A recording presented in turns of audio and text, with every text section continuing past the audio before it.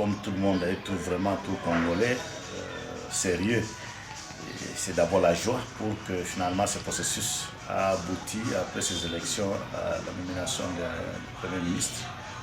Et en plus de cela, c'est une surprise que c'est une femme. Ce qui va constituer pratiquement une nouvelle expérience pour notre pays. Et c'est encore un motif vraiment de joie et de fierté.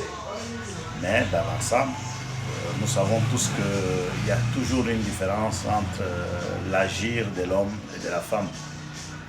L'agir de la femme, il y a en plus de ses capacités intellectuelles, il y a cette intuition qui est une particularité pour elle, qui fait que généralement lorsqu'elle est effectivement concernée, lorsqu'elle prend au sérieux ce qu'elle veut faire, donc il y a beaucoup de chances que ça puisse apporter un résultat positif. 29e Premier ministre, et qu'est-ce que vous espérez dans ce qu'elle va faire comme attente de la population? Qu'est-ce que vous attendez d'elle? Bon, j'ai dit qu'en plus, tout à l'heure là, je disais qu'en plus du fait qu'elle est une femme, donc il y a toujours une dose un peu de sérieux, j'ai dit un peu d'honnêteté, d'exactitude dans ce qu'elle aura à faire, parce que là, elle aura à user certainement de son intuition féminine.